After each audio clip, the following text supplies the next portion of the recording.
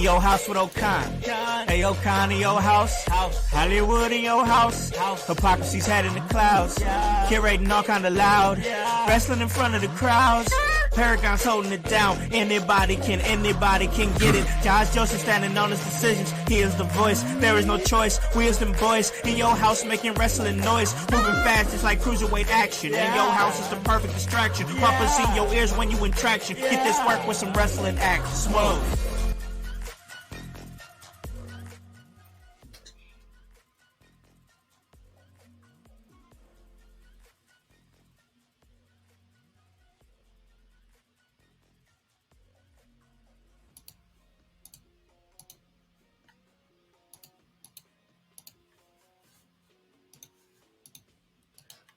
What's up, guys?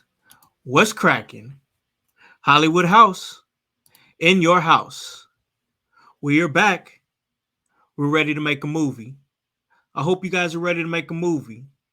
I hope you guys are with the shits, because we're with the shits, because we're ready to talk a little wrestling. That is right. In Your House is back. And you already know the vibes. Anytime we slide on through, we're ready to give you that work when it comes to the professional wrestling business. And man, we've been giving y'all that work. We've been giving y'all heavy work this last week. You guys already know, but there's been a lot of things happening in wrestling, so we've had to, and we had a chance to get together again on this Sunday for one of these Sunday discussions. It's the Super Bowl, y'all. I hope you guys are ready for some football action, but before some football action, we're ready to talk some wrestling action, and of course, I can't do that alone. I got to do that with my great team here at In Your House, and of course, that is my man here, my co-host.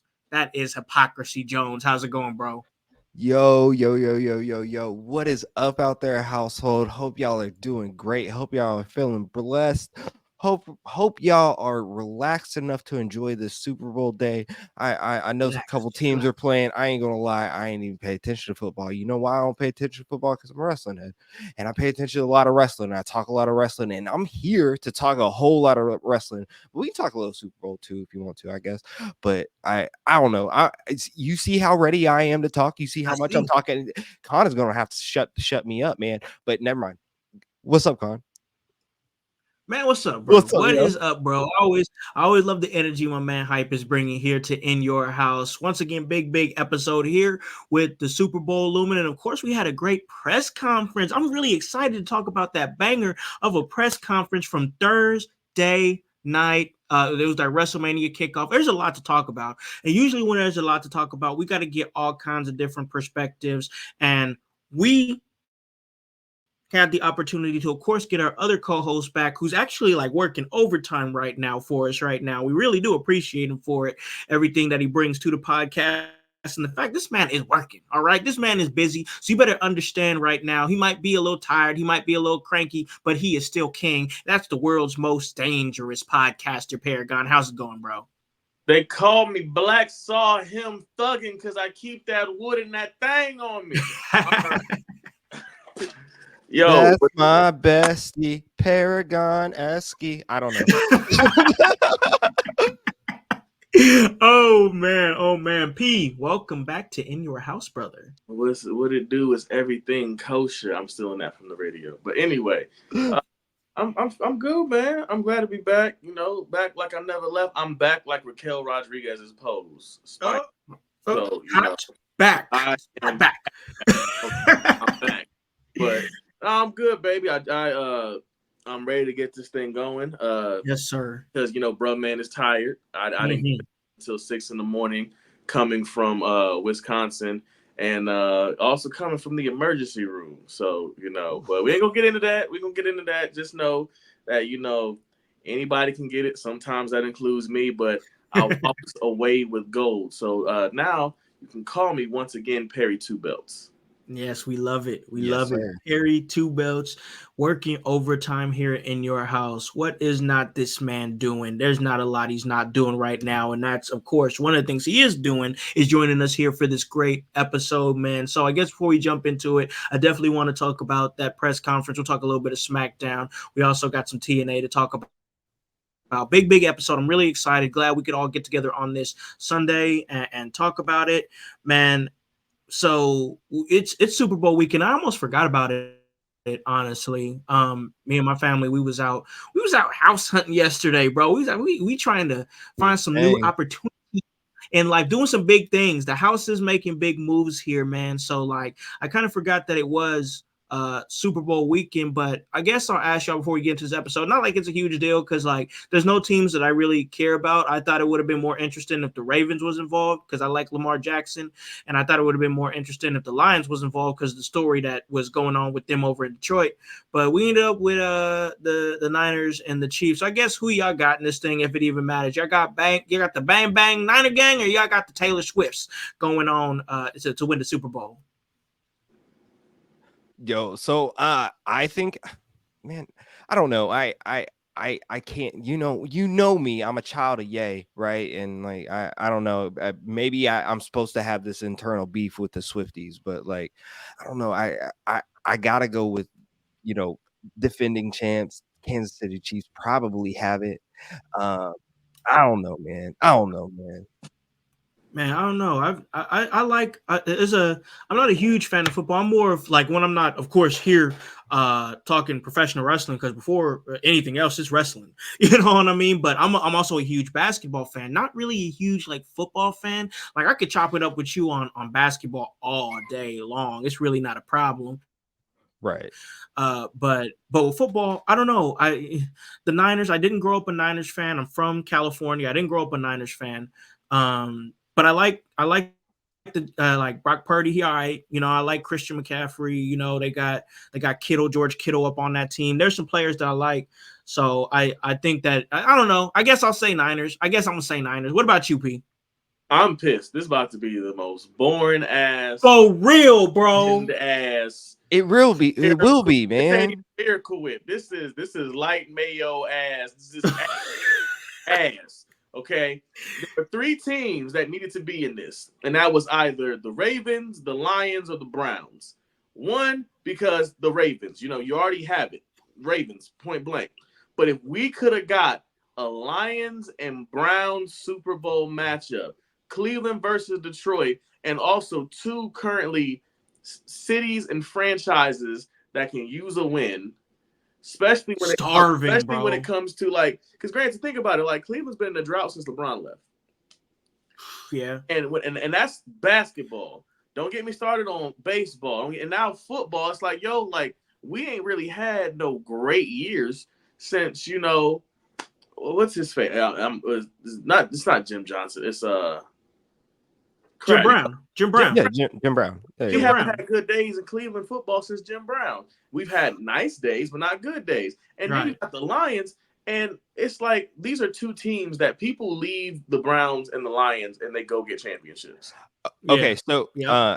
I got to pull this up. B York in the chat has a great question.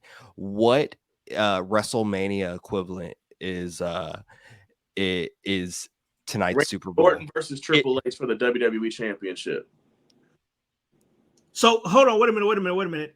Are we asking what is like, because what is the most bland WrestleMania main No. event that is the equivalent to Niners and Chiefs? Yes. basically, his example was Brock versus Reigns, which He took mine, bro. I was gonna he say might be Brock hitting it, versus right? Brock versus Vanilla Roman Reigns. I disagree because first of all, y'all not gonna be hating on Roman, okay? I love Roman, bro.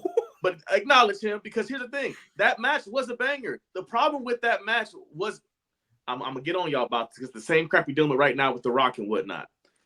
It's about what is going to make money, and the issue was that match not only was making money because it was pulling in non-wrestling fans and casual fans. It was the super hardcore fans and mostly the internet wrestling community that were pissed off about it. But the match was actually good, but it's one of those things where we're going to turn on things because we want it to be this way. So that's number one. Number two, we are not going to act like Triple H versus Randy Orton for the WWE Championship was not one of the most boring main events of all time. You're not wrong either. You're not bro. wrong there. You are You're not wrong there. And who knows? Niners and the Niners and the Chiefs might have a banger game. It might go down to the wire. It could. I don't care. I don't care. It's not a matter of if the game is going to be good. It's a matter of when you see it on paper, you were like, I mm. know. I trust me. I know. It's terrible. Nobody wins. All right. The Swifties win. They're saying that, oh well, Taylor Swift is great for the NFL, and she has brought revenue to the NFL for the time being. But as soon as they break up or she's done with it, all those new fans they brought in, they're gone. They're gone. You know, we got to get her linked up with what's his face, Gordon Hayward, and then bring that fans to the NBA. Yeah, bring him to the NBA, bro. Yeah, it's Gordon Hayward seemed like that seemed like her type. There you He's go. Gonna be hanging out at Oklahoma City games, bro. I think Gordon Hayward may like black women, so I don't know if that's gonna work. But you know, we don't know. We don't know, man. A lot of stuff going on this weekend. P was out there working, winning championships, doing what he does best. We got the Super Bowl this weekend. Thursday, we had that we had that great press conference. I don't want to really graze too much over SmackDown, but we do have a SmackDown review. My man Hype went ahead and threw out a great SmackDown review. That's available now. Just so you guys know, it's out there. Apple Podcasts. It is on. It's on Spreaker. It's on Spotify. And go under the In Your House feed and look up Hype's Smoke Sesh SmackDown. Check it out. It's good. He's been doing good stuff here, and we do appreciate him. Of course, you can check out my Raw reviews. I should have my Raw review for you guys Tuesday when Monday Night Raw happens, the day after that, so just bear with me. And then eventually we're going to be having NXT from P. Just bear with him. This man's very busy, got a busy schedule. But when he gets to it, it's going to be great. I promise you that. So don't bear with me. I got that wood on me because I'm black. Saw him thugging. You say you want that. You don't really want none of that. All right. So just go ahead and bear with him till you get the NXT reviews. All right. So just chill out. All right. I need y'all to sit down. Anybody can get it at all, That's as right. P always says. And those reviews that we're giving you, they are super bite sized. They're like a car ride to work. Exactly. So like, exactly. Yeah. So jump on those, especially if you're not keeping up with the product all the time. We'll fill you in on that. We'll keep you up with the highlights and stuff like that. So we got you. No doubt. Really proud of what we're doing here and the motion that we're regaining here in your house. You know, we want to stay on the charts and whatnot. But let's go ahead and jump right into this. Press conference before anything else. We had a nice little. We gonna talk about the slap. We gotta talk about the slap. Keep my family. Wait a minute. That's not out your fucking mouth. Not that slap. I think that's the wrong slap.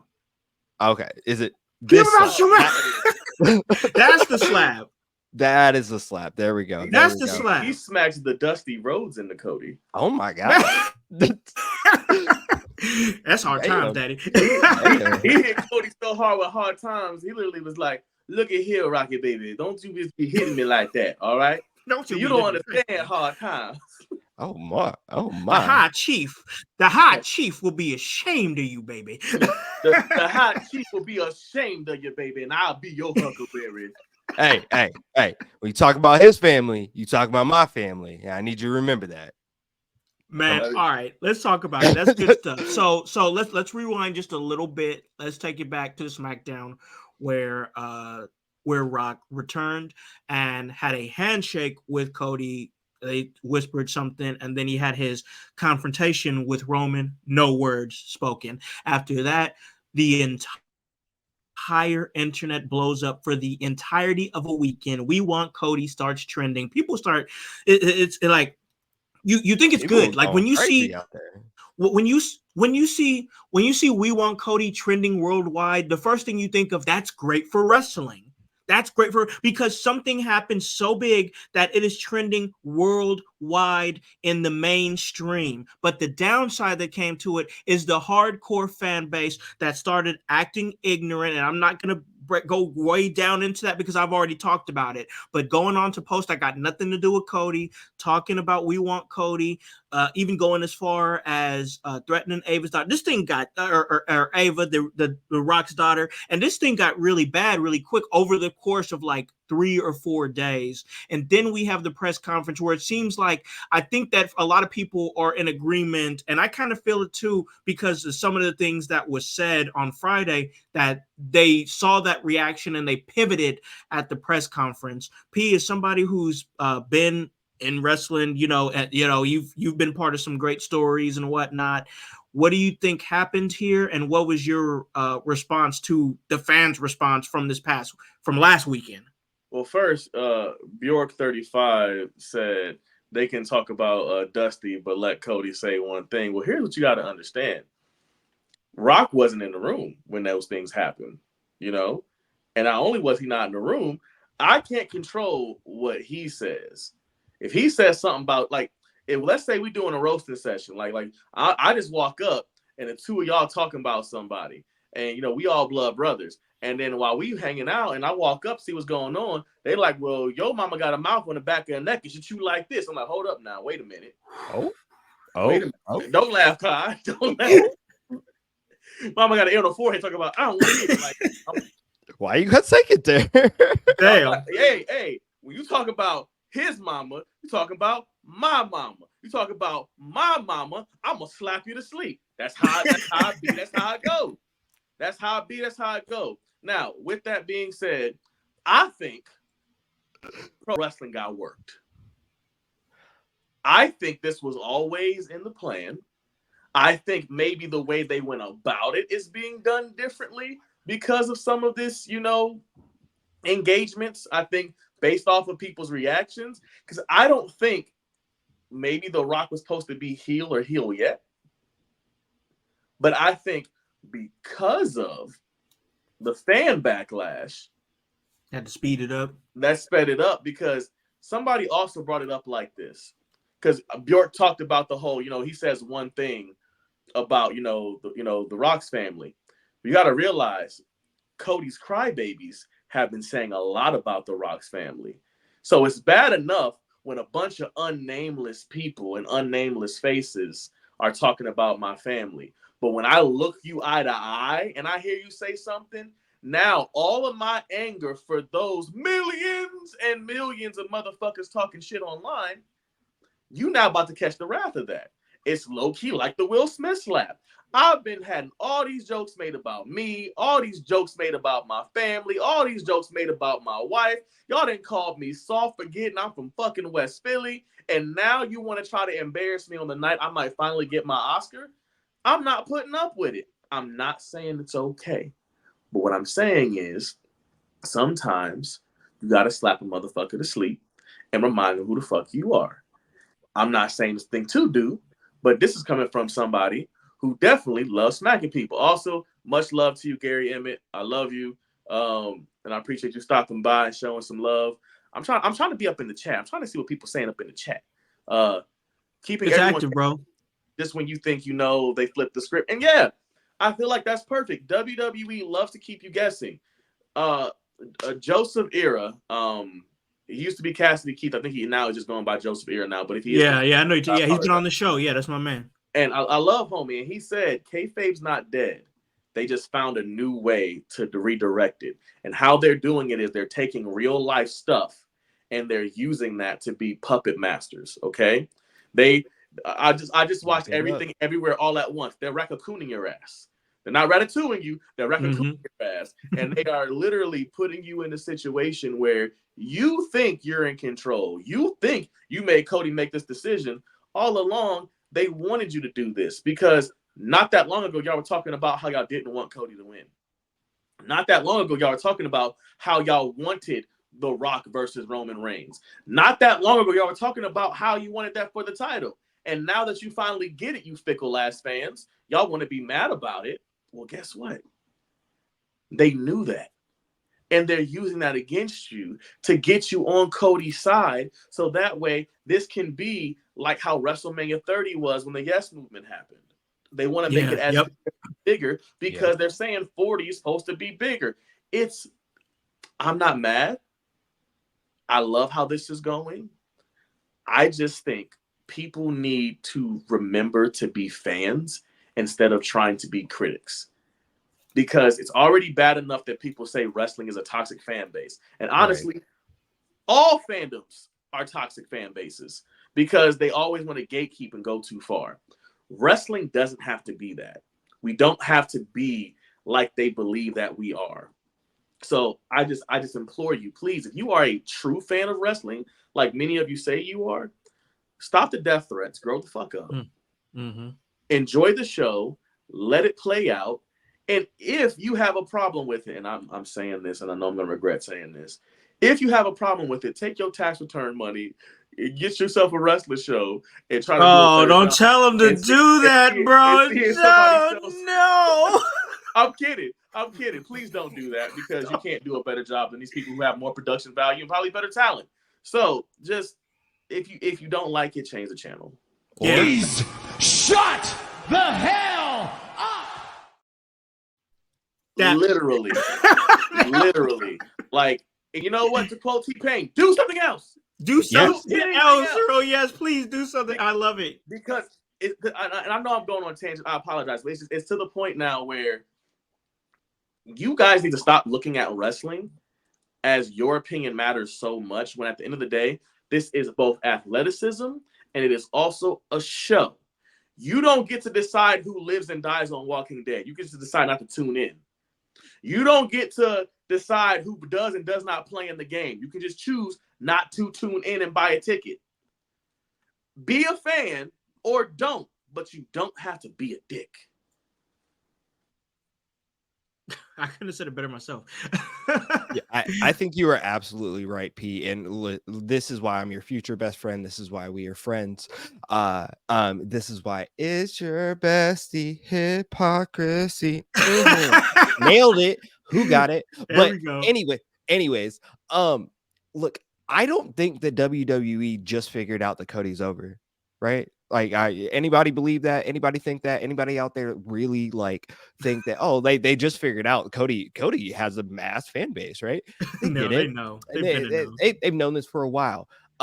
If you go back and call him a dirty politician, you call him a dirty politician. He is a dirty politician. Cody is a dirty politician, and I can't wait till he turns and I'm validated, because a Hippocradamus over here, man, I'll be right about stuff. But here's the thing.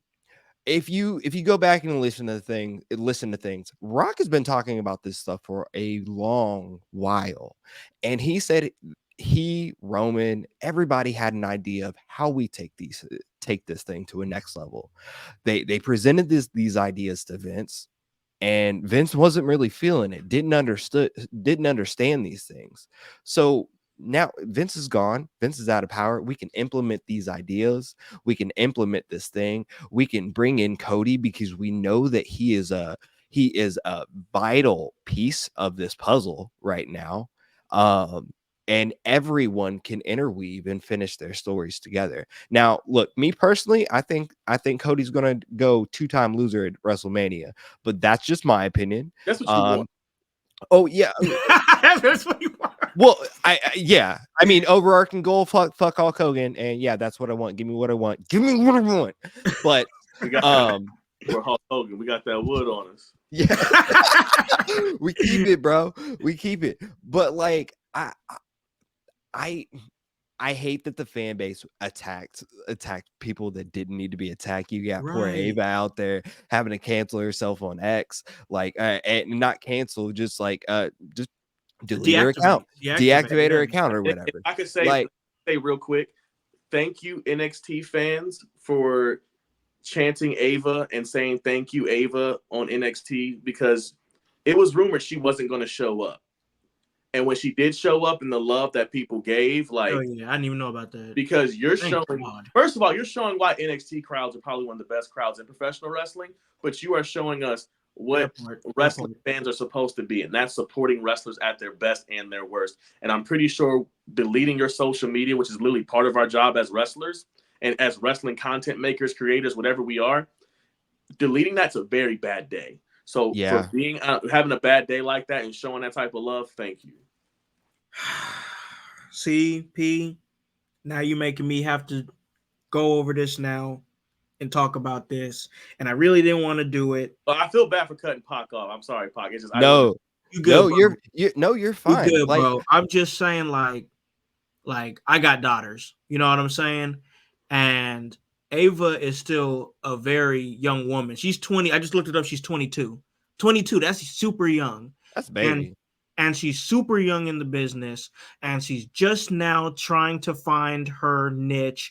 And once again, like I said, like her wrestling, I was critical of it, but I see her pivoting, and I see this pivot that she's doing with even William Regal handing the reins off to her, and her talking about how she has a unique relationship with the talents and whatnot. And I'm like, yeah, I could see that, because you've been, training with them and in the trenches with them, and hitting the roads with them. So yeah, you do have that unique relationship. And I see her pivoting and starting to embrace that general manager role. And she's probably like, all right, cool, I'm finding my thing. This is cool. Things are starting to, and then boom, you get you get fucking T-boned by neck beard motherfuckers in their basement, mad over a television show when you're trying to build a career. And it's off-putting, like it's bad, but like it sucks when that's one of the downsides to being the child of somebody like a major symbol in anything. That's always going to come with that type of territory. It sucks. It's awful. It's not right, but it is what this happened to Shaw Guerrero, aka Raquel Diaz in NXT. So, funny how these second and third generation and fourth generation wrestlers deal with this. But Shaw Guerrero, the daughter of Eddie Guerrero, said between the bullying she dealt with in the locker room and the bullying she dealt with online is part of why she quit professional wrestling. Jeez. It's tough, man. It's tough. That's ridiculous. So that's absolutely ridiculous. But it the is. bullies out there for no reason, bro. Yeah, you're supposed to play a bully as a heel to enhance a baby face, not be a bully in real life. That's what I'm saying, bro. It's like this. She should have never got brought into it in the first place. It never should have got this bad. It should have just been a good thing where it becomes a public or it became a public spectacle to a point where everybody was talking about it, because we want CODY was trending, so we want, that's as far as it should have went. Everything else was just kind of too much. But it's I still feel like the press conference itself was really good. And I just want to talk about the fact, how in the hell did WWE sell out a damn arena without a single match? What? Well, it was free. Oh, was it a free event? Yeah, it was a free event where. But still, people came out. 2,000 to 3,000 people came to this free event. Also, I hate to say it was free. Yeah, niggas love free. We can say niggas on here, right? Niggas love free. They love free. Yeah. Yeah. Yo, if I was in the area and I saw that there was being a wrestling fan, if I saw there was a free WWE thing going on and I'm in the area, I'd go too. I'd pull up. Yeah, I'd pull up. Especially if I was close.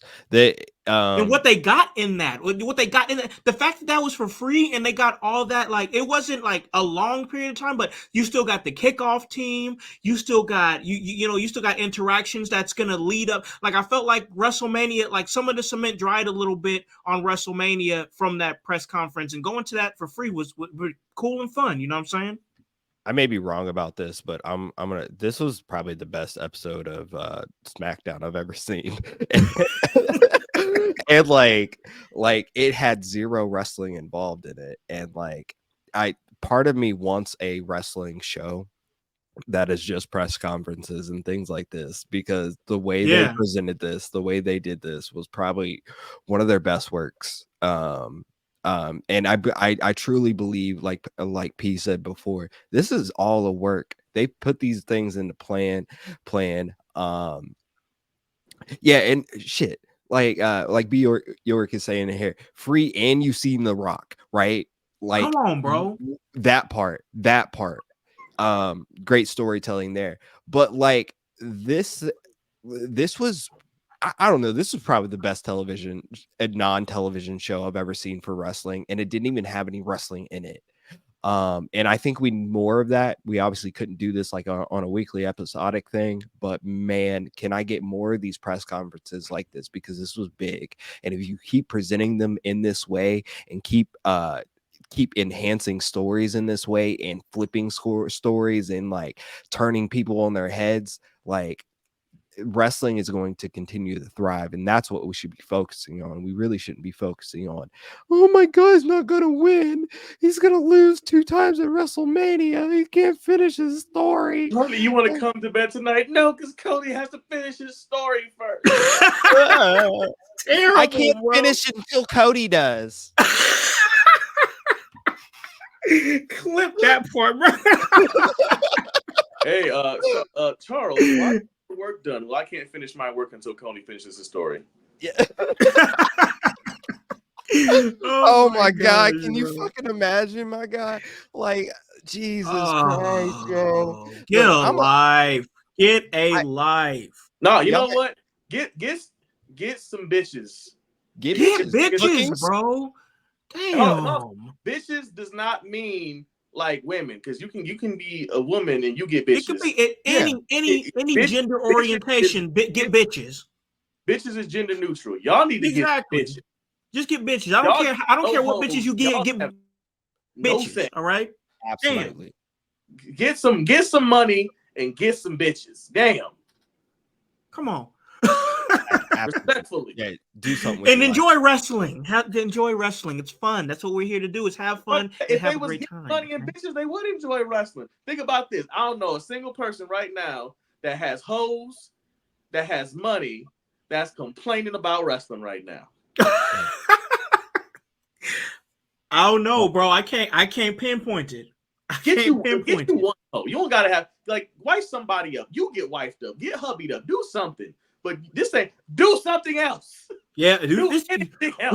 we back here, y'all. Do something else. Just if you like wrestling, try to like wrestling. We've been preaching that. That's been the core thing on this show for years. Is like we always agree we wasn't gonna sit up here and just tear shit down, just to tear shit down. It was always meant to be constructive, and y'all are just destructive with y'all's bullshit. Y'all destructive because y'all's lives is destructive. You don't know how to construct shit. You don't know how to construct a girlfriend. You don't know how to construct a fucking shower. You don't know. Listen, I'm going, bro. I'm going, bro. He said none of y'all got foresight. Y'all ain't got foresight out there. Y'all No, crybabies and Y'all stuff got like that. Y'all can't see the got future. foresight. Y'all got foreskin. God damn it. Oh. Oh, you ain't been circumcised. I'm pissed. I'm pissed off. Oh, I'm pissed man. off, man. Y'all getting pissed off at me this morning. God damn it. Oh Pissed off shit. P Oh coming. shit. Oh shit. Pissed off Ca- P is coming, man. Pissed off P. We got to reel it I back. know a We lot gotta of reel it. people don't. Pause. I know a lot of Go, people go. don't like agree with my Cody stance and my fuck Hogan stance, but I'm gonna be real. If it's booked the way I see it, Cody is 3-time Rumble champion, right? Or three-time Rumble winner. Rumble winner. Yeah. And I'm just saying, bro. And B York, he agrees with me in that, You right? said Cody's gonna have to win the third Rumble. I'm just Wow, bro. talking about stories and stuff like that. Look, I'm a creative genius. Y'all just didn't know. Y'all just thought I had a thing against Hogan. No, listen, the reason you here is because I thought you was a History. creative genius, bro. That's why you here, bro. I'm That's gonna Hey, what's yo. up. wood on him after he said that. I'm gonna have to use this wood on you. He's bringing the wood out, bro. That's about to be a theme of the show, Look, bro. No, I'll meet you halfway. I'll meet you halfway. Cody doesn't win the Rumble a third year. Cody wins Money in the Bank, and literally right when Roman beats Hogan's record, Cody comes out with the suitcase and he's doing his old man strut like he does. You know, his wink, wink. And I have to finish my story. And he gives the briefcase. And finally, we are done with the reign of terror that is Hulk Hogan's title reign. And now we can finally have Cody champion. And then we can watch him storm to the ring with that championship. They talk about how Jey Uso be running to the side doing the Birdman hands. They're not talking about how Cody gonna be over here doing the damn Hey, I'm moving and stuff. And that Cody's ultimate prize is this right here. The pen, the pencil. that is his ultimate prize. Like that, he gets the pencil to finish his own story. He gonna finish his own story. All right. So let's continue to talk about this press conference, y'all, because I thought that was good. I liked the backstage interaction between Triple H and The Rock, and there's even some whispers that like it's not happening, y'all. Triple H ain't wrestling against The Rock. He retired. He said, "You lucky." Yeah, he's like he gave him that look though. Like if you at the end of that press conference, the way Triple H was looking, he was thinking about it. He was like, "Man, I could whoop your ass." Yeah, he was firing back shots on SmackDown. Yeah. I talk about that in my review, cheap plug, but there you go. Yeah, and his name is Paul now. He Paul. better remember his name is Paul now. Yeah. Paul, Triple he's H. transitioning. He transitioning. Yeah, Triple H has become a nickname. It's like when he was Dwayne The Rock Johnson. Like, yeah, Yep. he is Triple H Paul Levesque. I'm like, yeah, you ain't Triple H no more. You Triple H Paul Levesque. He's The Rock again. So calm down.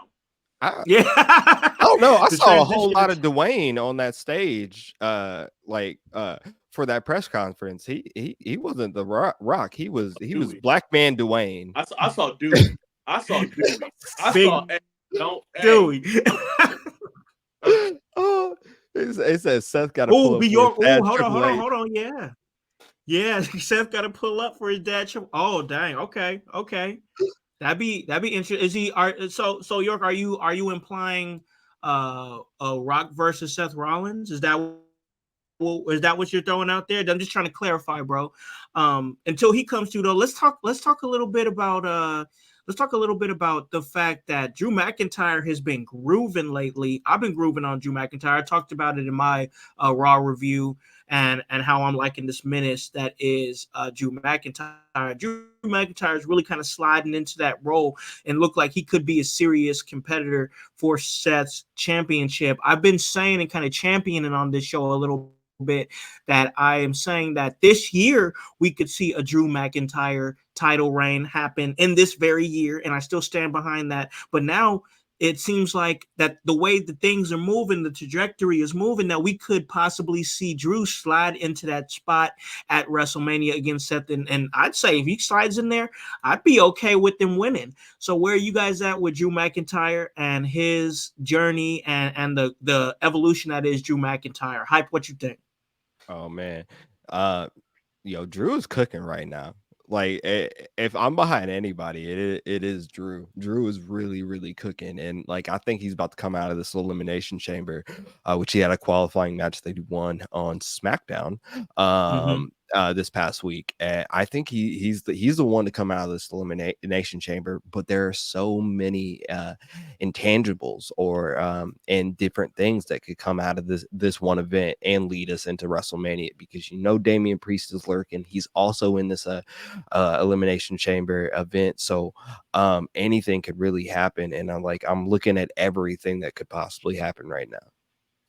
There's a lot of possibilities that can go on with that. Of course, like you mentioned, Damian Priest, no telling what he's going to do. And because it doesn't seem like his mind is even in that lane, kind of more focused on being a tag team champion right now. But I like that misdirection, though, because what if he decides to cash it in at a time where we're literally not thinking he would cash it in because he's been focused on being a tag team champion? So there's always that element of complete surprise if they decide to go that route.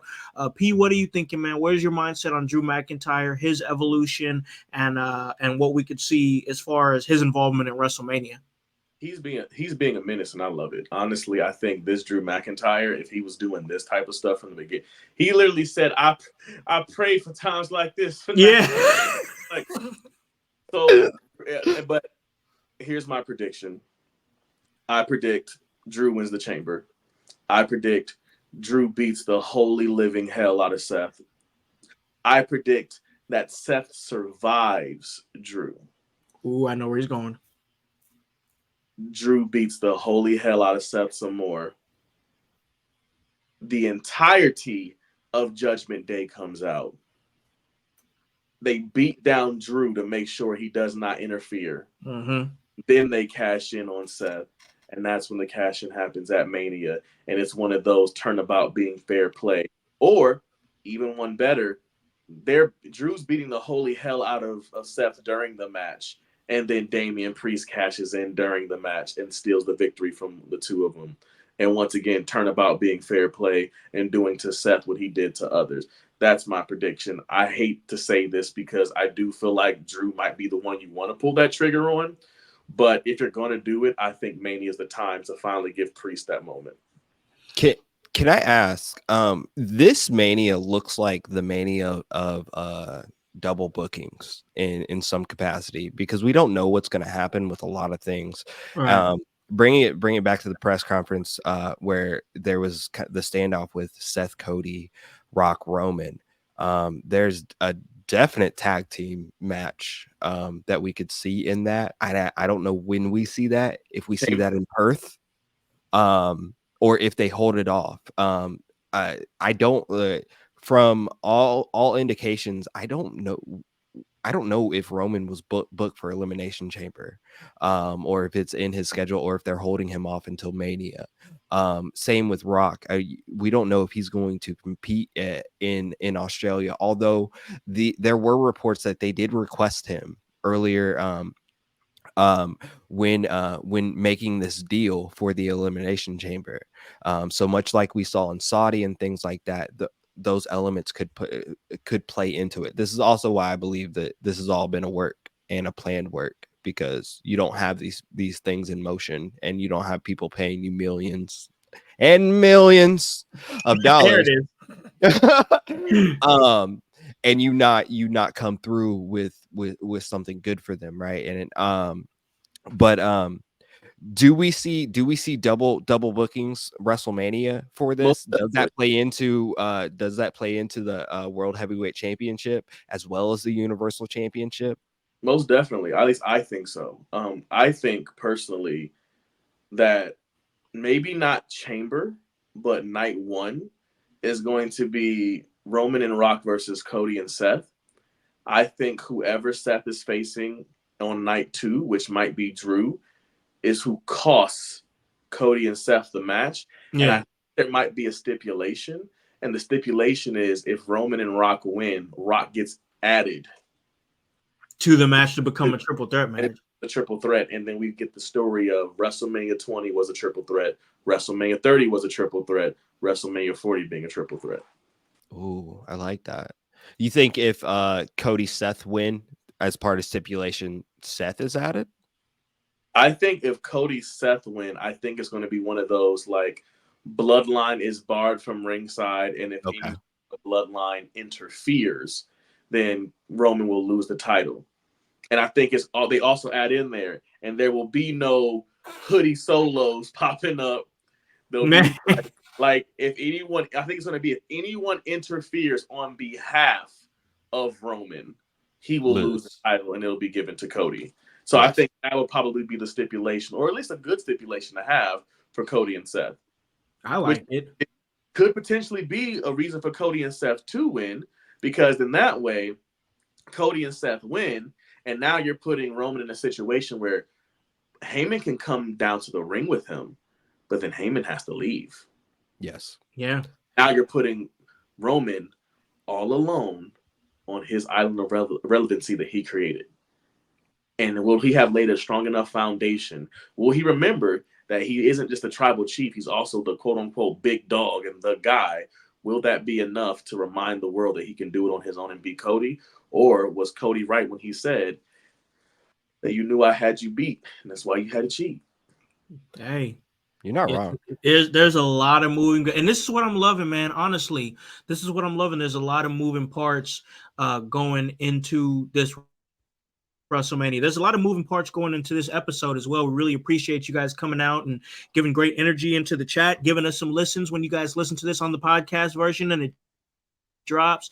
Of course, always remember to give us all the 5 stars, the reviews. We appreciate all of it. Keeps us charted. That's what we're trying to do, is stay up in that upper echelon of professional wrestling podcast. And we've been there before. It's a place we've been there before, and it's a place we like to stay at.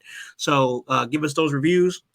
And most definitely we'll give you guys that work as we continue to do. And we're continuing to talk about this press conference that went down, WrestleMania kickoff press conference.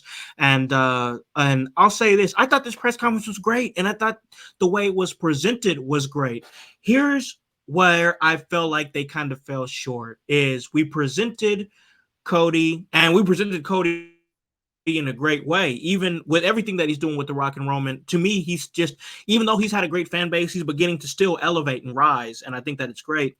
But my thought was, we had Bianca on this show, and Bianca is great, love her, big fan. But why did we not have the women's Royal Rumble winner involved in this press conference? That being, of course, Bayley. We know, of course, Bayley is continuing her story with Damage Control. Is now we see her going up against Io Sky at WrestleMania, and that story is kicking off. We got plenty of time to tell that story, but I felt like that if we're going to have the men's Royal Rumble winner, why not have the women's Royal Rumble winner displayed as well at this press conference. So I don't know. I feel like she should have been there. P, what's your take on it? I mean, my theory is because I think this press conference was supposed to be about uncertainty and trying to potentially lay footnotes for those uncertainty, because we already knew Bayley chose Io Right. going into the press conference. Right now, the person that has a legit show on Hulu, the person right now who is one of, if not the biggest star in WWE, not named The Rock, we have no idea what her mania is going to be. Right. So that's why we got Bianca. Bianca, and I don't like saying this because people have made this a negative on social media. Bianca is the John Cena of WWE. Jane Cena. She is the biggest name. Yep. As appeal outside of WWE. She has made it known, because she got into wrestling older in her career and she doesn't have that much time. She wants to follow the footsteps of The Rock, Cena, and Batista. And she has probably the marketability, the appeal, and the look to do so. So it's like, she is the biggest name in your company that is a regular roster member. So yeah, why wouldn't you put her on your press conference? You know who also is probably the next biggest woman that isn't holding a title, who also has uncertainty, but we laid that footnote down? Becky Lynch. And then on top of that, who also is uncertain? The world women's champion, Rhea Ripley. So that's what I'm saying. Like, I get what you're saying, because you know it's the comparative fairness of the Royal Rumble winners both being on there, and also giving Bayley that platform, because once again, Bayley's been so unselfish. But I believe the stories that needed to be told through the press conference couldn't have been told if we were telling it with people who already knew what their futures were. I think that's fair. I think that's fair. But I also think this is an intentional snubbing on Bayley to possibly keep her that underdog. Well, I think it's to possibly tell something else later. Do you guys feel like they're going to completely flip Bayley into babyface Bayley again? Yeah. Or do you think she'll use this as a catalyst to even become more heel in a sense? I think hot take. I think she's going babyface Bayley. I think Bianca's turning heel. I want to see. I've talked about a Bianca heel turn on this show before. I think it would benefit her, because she's been babyface her whole career, if I do remember correctly. No, she hasn't. No, she wasn't in NXT. Yeah, NXT. Okay. Yeah. She was a heel. It wasn't until she got called up that she became a face. So it's right. like, Okay, right. Her career, she was a heel, and she's a great heel. She's an amazing heel. But the thing is, sometimes great heels are better baby faces, and sometimes great baby faces are better heels. Yeah. And right now, though, I feel like it might be beneficial for WWE if she turns heel, because it allows someone that is a force to go up against Bayley. I feel like it would be bad for Bianca. And the reason why I say that is because look at John Cena's career never turning heel. Yeah, it would have helped WWE if he turned heel, but look what it did for his career. Look what it did for him. I think if she stays babyface, it helps her, because it helps her image, it helps her reality show, and all that stuff. But I feel like it would help the company potentially, because yes, you get merch sales, you get the little kids, you get the people who love the great babyface. But I do feel like there were 3 points in time where a Cena heel turn could have potentially pushed the company in a needed direction culture-wise. Mm-hmm. But I do feel like when you do moves like that, people fear the risk of what that could do to the finances. It's give and take. It's give and take, bro. There's give and take to all of it. Don't you feel like in this age, though, we have Roman Reigns, who is the next equivalent of one of those standout stars that is probably going to cross over soon. But he's taken this heel reign and this heel flip from babyface, and it's still been marketable. They still sold a lot of merch from it. He's still the face of the company, even if his character is I not think that I baby think part of face. that is undeniable greatness. You know what I'm saying? Like, look at guys like Tom Brady. A lot of people hate Tom Brady, but he still sells. You know what I'm saying? A lot of people hate LeBron James, but he still sells. You know, it's undeniable greatness that I think just that outweighs how much you like it. Because yeah, you're supposed to generally hate this guy, but you got to respect his greatness. I also don't think Roman's a true heel. I Ooh. think he does dastardly. I think I'm sorry. I think he does dastardly things. I think he does messed up things. But Roman comes off as too cool, and Roman doesn't really come off as chicken shit. Roman can stand face to face with Redacted because you know y'all know what I'm talking about. Face to face with Redacted, and let's not forget Redacted threw a microphone at Roman. And he caught it like it was nothing. I remember that. This dude is too damn cool. You can't be cool and be a heel. That's one of the things that's hurting indie wrestling. That's one of the things that's hurting wrestling as a whole. Is the heels are too cool, and we don't have baby faces that are either able to match that coolness or given the platform to match that coolness. Heels are being too cool. And that's why heels are the ones that are selling out merch. That is why we root for the bad guy now. Honestly, look at movies. There's so many people who root for Rick in Rick and Morty, who root for Joker in Joker, who root for Killmonger in Black Panther, who root for the villain in Clockwork Orange, who's the main character. We keep putting these spotlights on these villains. Yep. And not only making them cool, but then we make them understandable. We make them sympathetic. We make them somebody we can invest in, because it gets hard to it gets hard to boo somebody who beat cancer twice. Right. Yeah. It gets hard to boo somebody who you literally said I would cheer them if I was able to boo them, and then now they're a bad guy. And you're like, this is all I wanted, yay! Yeah. Doing dastardly things, and they keep doing messed up things. And it's like a portion of the crowd boos, but as a heel, you want the entire crowd to hate you. Not a portion, not a majority, the entirety. And if you're cheering me, did I do my job as a heel? No. No, you got to get booed, man. You got to be that person that they want to see fail. Trust me, been on the end of that many a time. So I agree with you. And definitely feel what you're saying. I just feel like that at the end of the day, getting back to the core things, because we jumped a little off topic there, but it's what we do here. We just have fun with the whole Bailey situation.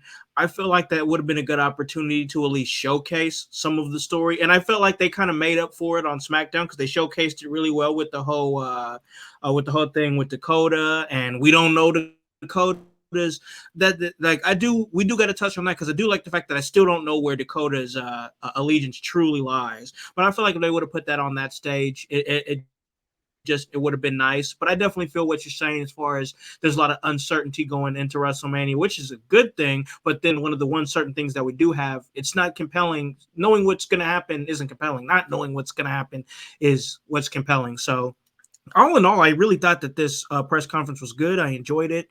And I really hope they do more stuff like this. This is the presentation. The fact that they went ahead and just let them free flow, like with profanity and whatnot at the end, made it feel more real. With The Rock and Triple H, you tell them to fix it, tell them to fix the shit. You know, you talk about our family, and that's just like, of course, the acting chops that's coming in. But was it just me, or did Roman almost feel like little brother in that situation, because Rock just commanded the whole situation? Well, if you look at the family tree, Roman is the little brother, and he has to be little brother. Although Roman is the tribal chief, The Rock is the legitimate high chief of their family. where he earned hierarchy and whatnot. yeah, where he legitimately earned and was given that title from the NOI family. So yeah, he has to. You know why Roman wants that match with Rock is because it means more than just a match and the actual championship itself. And Yep. that more reasons why I kind of want him to keep his championship. Beyond somebody else's story or not, but there we like that's real heritage history, like roots and battles like Yeah. Yep. this is this is Black Panther fight to be the Black Panther, you know what I mean? Mm-hmm. Like where the different The tribes challenge day. the challenge day. Challenge Yeah, that, yeah, yeah. yeah. That's the realism of the bloodline. And I understand Homelander has a story to finish, and he has some handshake backdoor deals that he has to complete, and he'll come out with some filibusters to sway some people a different way, but I'm gonna keep going. But But there's actual heritage and real storyline that nobody had to create in the um bloodline story. It's there. yeah, and it's been there forever.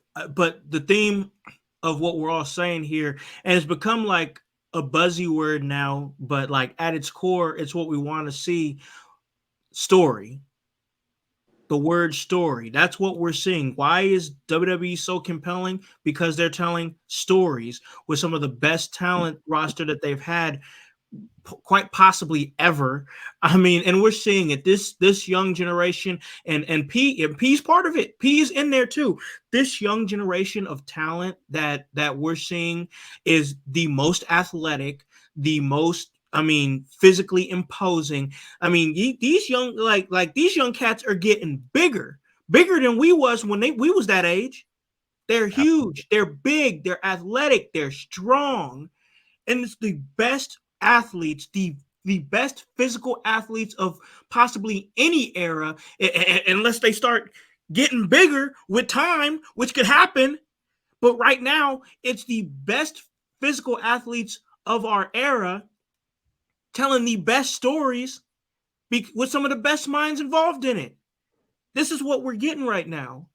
And it's causing everything else to step up. We're seeing great stories from other promotions, and we're seeing other promotions rise up. We're seeing TNA have a renaissance, and we're going to talk about that because there's definitely something there to talk about. But we're seeing these promotions have these renaissances and whatnot, and it's big.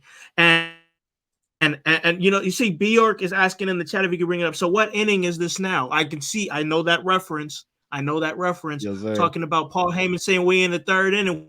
What inning are we in now? Where are we at? Are we in the sixth or the seventh? We there. It's getting heavy. It is. This is long-term storytelling, bro. It's good. It It's keeps long. growing. It's long term. So The Rock is the equivalent to a relief pitcher, right? Yeah. Oh yeah. So like A great reliever, bro. We're yeah in here, bro. This is what I'm we really saying. This is the deep. storytelling. It's making you mad. It's making you feel all these kind of different emotions. You're mad because Cody might not finish the story. You're mad because you want to see Roman Reigns continue his reign and beat Hogan's story. Beat his reign. All these different things that's actually pulling real emotion out of you. That's the point. Real illicit emotion. This is not vanilla. This is not stale. This is spicy. This road to WrestleMania is spicy. Spicier than I can remember it. And I've been around for a lot of WrestleManias. And there's been some where you feel the energy in the air. You feel that big energy. And then there's other ones where it's like, I'm excited for the show itself. Right. It's WrestleMania. It's WrestleMania. I'm gonna enjoy it because of WrestleMania. but what's leading you up there though? That you know what I'm saying? Like, I want a little bit of spice to that shit. I want some seasoning, and that's what we're getting this year. It feels like hype. Yeah, absolutely, man. It feels like they're throwing everything at the wall to not just to see if it sticks, but to make sure I think that it's to make sure you're getting your bang for your buck, bro. And so Yeah, that they are getting the top dollar that they can get, man. This is business, man. And I and don't good think business. anybody in WWE is making low IQ level moves, man. These are 200 IQ level plays that they're pulling. I agree, bro. I really agree with you, man. All moving parts. P, you in the mix, man. I know we in the mix, but you more in the mix than either one of us, man. What's your thoughts on like this? Like, I guess the state of pro wrestling, the health of wrestling right now. I had my guy Lurch in there saying pro wrestling is healthy and it's good to witness. Are you feeling like it's eating like that right now too, bro? I think the table is set. I don't think we're eating yet. The reason why I say that is because wrestling has had this issue for a long time where even when the food is there, you can't eat yet.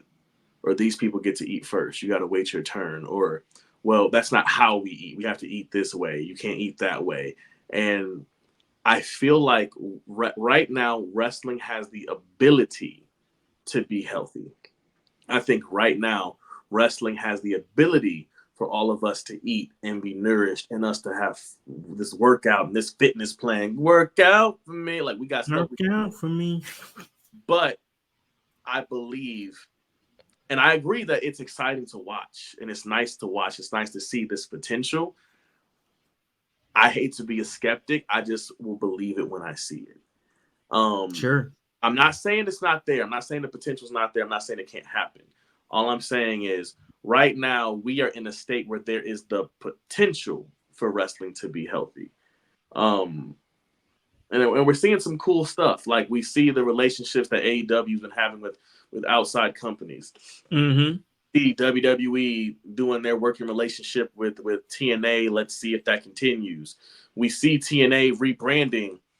Instead of being Impact, they're back to TNA again. So I feel like there is a lot of potential right now.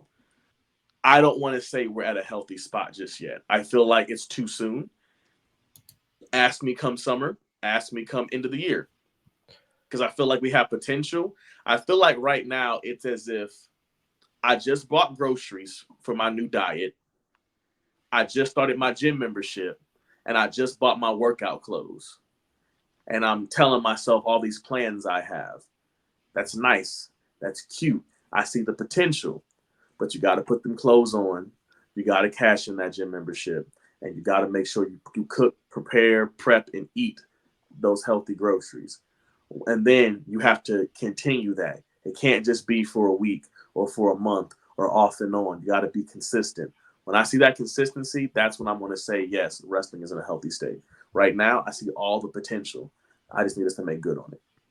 Understood. I think that's a good point. A lot of good points. I do see it. I do see it trending up. I will say that I do see it trending up with some of the things that I'm seeing, some of the ideas that's been moving out there. And we talk about the growth of different companies, and we saw some confusing movement with the company that's on the upswing, TNA. I mean, with the firing of Scott D'Amore, that shocked me. I didn't see that coming just because of what he revived into the company TNA and everything that we're seeing, the rebranding and just the top-notch talent that we're seeing. I can't speak to it that much. I just saw it and it was surprising because of the way they were trending. Pete, do you got any thoughts, feelings on that? Because I know you follow TNA really well and are friends with people in that company. I mean, from what I was told and what I've heard through the grapevine throughout the years, people love Scott. The workers loved having Scott there.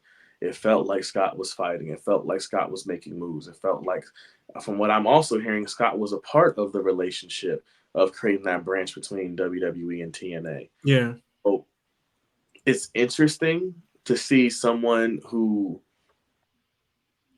was such a huge focal point in some of the things that I believe made TNA a show you could watch again as a fan. Because there was a time period where it was hard. It was hard to watch TNA, even when there were good things going on. And so I'm not going to speculate because that's not what I try to do when it comes to stuff like this, especially. All I'm going to say is I hope whatever happens, Scott lands on his feet. I hope maybe they bring him back, or maybe we see him pop up at NXT. Hell, maybe we see him pop up at AEW, and some of the things about AEW that I would love to have, change and done to make the product that much better and compelling. So that way, we can see some of these moves and stuff. Maybe he'll do that. Maybe they'll put him in charge of ROH, and ROH can actually get some TV time. I don't know. I'm excited for what may happen for him. I'm sorry for what did happen to him. But that's just based off of what I know. Because I don't know if there were other reasons for stuff going on. So I don't want to speak on that. But I will say I have a lot of friends that worked for Scott. I had a lot of friends that have a better life because of Scott believing in them. So, I mean, there's a very chance that Scott may see this, but maybe one of his buddies or friends may see it. But thank you for helping out my friends and giving them an opportunity to feed families, live their dreams, and go places maybe they never thought they would go before. And that's kind of how I look at it. Yeah. Yeah, I understand that. And sometimes there's been a lot of times where getting fired in pro wrestling leads to a huge opportunity.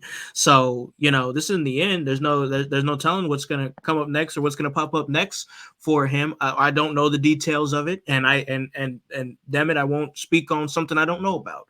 So if you got any thoughts on it, Hype, we could talk about that, but I didn't want to talk about that because it was just a shocking thing that happened in the wrestling news over this past week.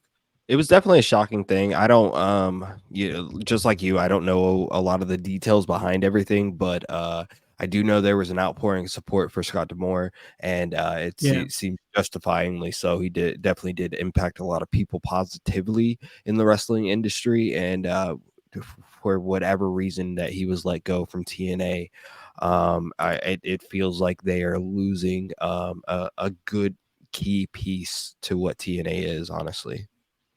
Yeah, it's weird, but once again, can only speak on what we know. We know that he's no longer with the company, and best of luck to whatever he does next, because for everything he did for that company to revive and bring to where it's at now, you just know that he can go anywhere and help any wrestling company, and it would be great. But I got to talk about shows being great. We got to talk about shows. We're continuing this great Super Sunday Super Bowl. Who do y'all got for the Super Bowl? The Bang Bang Niner Gang or the Kansas City Taylor Swifties? Who do y'all got? But before they both lose, get to that, what is it now? They both lose. Everybody loses. Just that's the best story. Just tie it up. Everybody go home and rest and get ready for. Well, that's how. All right. That's how Mania is going to end, right? Time limit draw. They're going to steal from AEW's book. Time limit draw. Dang.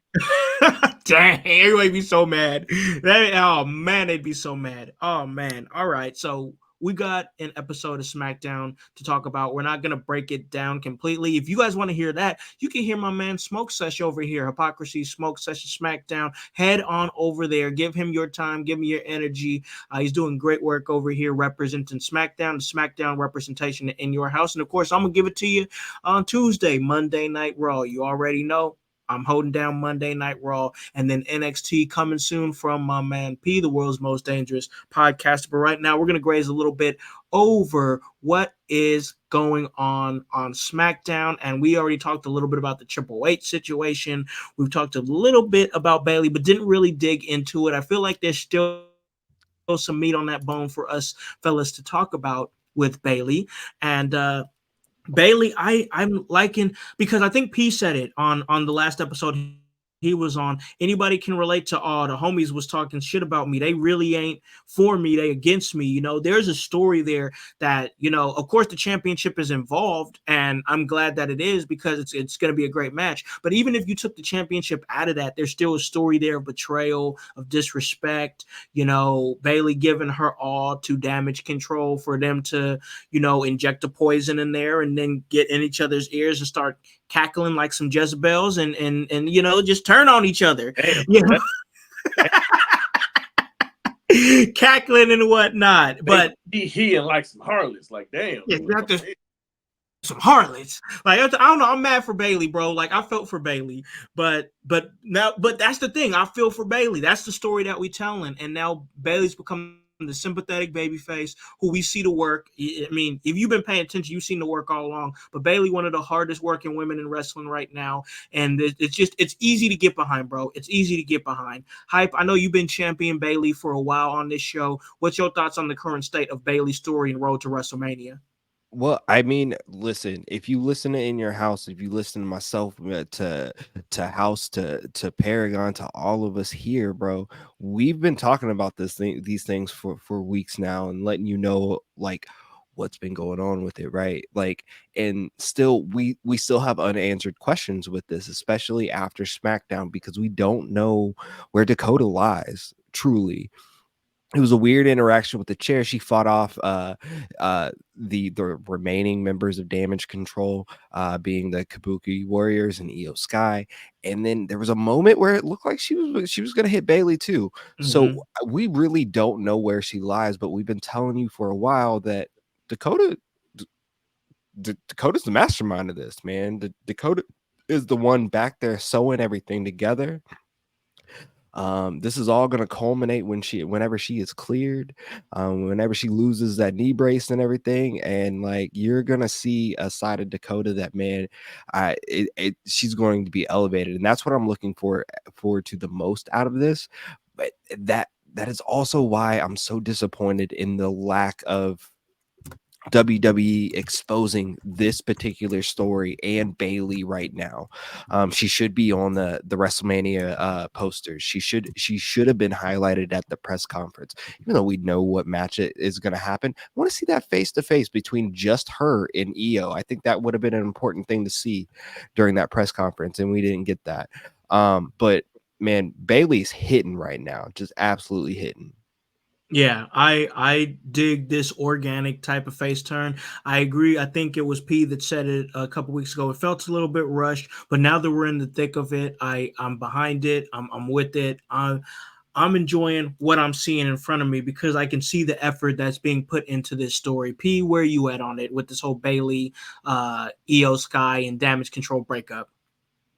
I mean, I think Pac said it best. I think Dakota's the mastermind. I think she's so much a mastermind.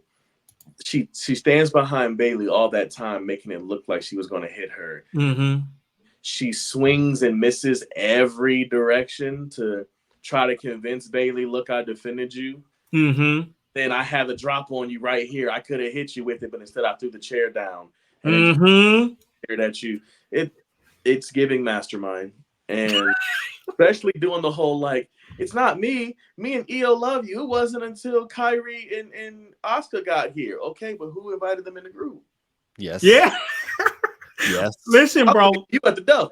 Listen, bro. I'm just waiting for that moment that she takes that knee brace off.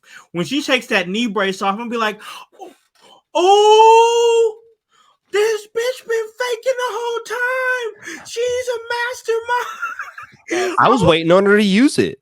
That's what I'm saying. I feel like that knee brace is going to be a weapon at some point. But here's the thing, though. I got a feeling that if Bailey don't win at Mania and it's because Dakota Kai like interferes and betrays her, some of these fans gonna want this wood. Oh man, what coming, bro? They coming, bro. I'm just saying. Could you imagine? Listen, I'm just saying this is a huge opportunity to make Dakota Kai into a huge star, a huge heel. I mean, she could be mega huge from this. I really see it. And once again, like you guys were talking about, if they wait to culminate this story of her actually turning her back on Bailey at WrestleMania, costing her the title. Oh man. You talk about the beginning of a story, that's where a story is going to begin right there. Between Dakota Kai and Bailey. I don't know what's going to happen. I'm glad I don't know what's going to happen, but it's exciting that we're able to speculate about this stuff. Absolutely. Could you imagine if Bailey takes over Jim Duggan gimmick and she just starts coming out with the 2x4 yelling "ho"? Come out the wood. Oh man, that'll be funny, man. I'm excited to see what's gonna happen with that. I like what Bailey's doing. I like everything that's going on as far as that goes. I think it's a good story involving the title. The timing is right because they're leading up into WrestleMania. To me, it's hitting right now, and I'm thoroughly enjoying it. But before we get to WrestleMania, we talked a whole lot about WrestleMania, and that's because we're in that vibe, we're in that energy. But we got a pit stop before we get there, and that pit stop is, of course, the Elimination Chamber that's going down in Perth, Australia. That's gonna be something going on right there. I talked a little bit about the growing tag team division that's going on in the WWE and how I'm loving seeing it. We have British Strong Style. We got Pete Dunne and Tyler Bate. They went up against DIY, Johnny Gargano, and Tommaso Ciampa for opportunity to go up against Judgment Day for the Undisputed Tag Team Championships, going into Elimination Chamber. And the Pete Dunne and Tyler Bate, they're going. I enjoy what I'm seeing here as far as the participants in the tag division. Hype, what are you thinking about seeing British Strong Style, the big strong boy, and Pete Dunne go up against Judgment Day Elimination Chamber? Well, honestly, I was very surprised by the move. I was very surprised, but I also shouldn't be. They've been building up Pete Dunne. They've been building up his name, getting his name back, and maybe coming back to his own character. But I really, really thought that DIY DIY, was going to be the ones contending for the um, tag titles. Undisputed Tag Titles. Yeah. So I was kind of thrown by that, but I like the move. I think, you know, not to be negative, but I think this is going to be a filler match, no matter who you put in there. Yeah. Um, It's about getting there for them. The fact yeah, that they're yeah. there is the win. It's about getting there, and then what do you do? What do you do after? So I'm very interested to see where they take Pete Dunne after this, and what they're going to do with DIY, because it seems like kind of a kind of a halt from what they Mhm. were doing with them. So very interested with both. And I also like to highlight there was a whole lot of inner brand wrestling on this past SmackDown with DIY versus Pete Dunne and Tyler Bate, and then with the Elimination Chamber qualifiers, and that was kind of weird. It's I'm enjoying it. I'm liking seeing this interaction that we're seeing constantly between Adam Pearce, between Mhm. between um Aldis. Nick Aldis, thank you. And even Triple H throwing there in the mix too. I think it's great. But I want to pivot over to P. What's your thoughts, man, on this tag division? As somebody who I know is a strong style guy with some of your styles that you use in your arsenal, what are you thinking about this match that's going to happen at Elimination Chamber and the growth of these teams that's going on in WWE? Well, to address first what Pac saying about how he felt the inter-promotional stuff was weird, I think it makes sense. I think Cody being a Raw wrestler challenging the SmackDown champion, it's like, okay, well, now we have to allow the opportunity for a SmackDown wrestler to potentially go after our champion for the chamber. Mm-hmm. Absolutely. So, with it being the undisputed tag team champions and the tag team champions of both brands, so it makes sense that there will be tournaments for both brands to determine. Um, I I was surprised. I was like, don't make me choose between the two teams, but I was surprised that British Strong Style won. I was glad that they won. Was very happy that they won. I love seeing what they're doing. I agree. I do feel like they don't win at Chamber because I feel like what they're doing with DIY is trying to set up DIY versus Judgment Day at Mania. I think that's supposed to be DIY's moment. That makes more sense. Okay. I Which, like that. There's I like that that. foresight. There we go. which personally I don't like. And the reason why I don't like it is because I think I would rather have DIY versus British Strong Style at Mania due to the match we had on Friday. That's a Oh yeah, it was good. Yeah. that's one of those matches you're like, hey, this is tag team wrestling. Where, in my opinion, so like British Strong Style, though they haven't tagged in a long time, they have a history of tag teaming together.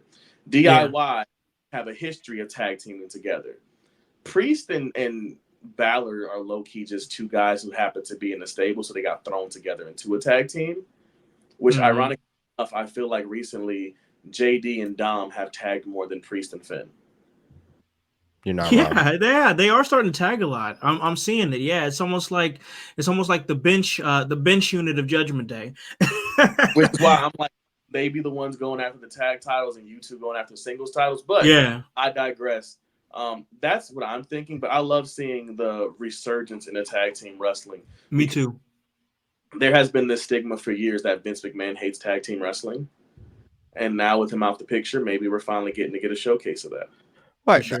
I think Paul, he really does love tag team wrestling, and I think you've seen that through the years of what he's implemented in NXT, and truly, Pete Dunne, Tyler Bate, DIY, they're Triple H guys, so I think you're right, and definitely they're trying to highlight them, um, and utilize them more, because I think there's more that he definitely wants to do with all of these guys as a whole.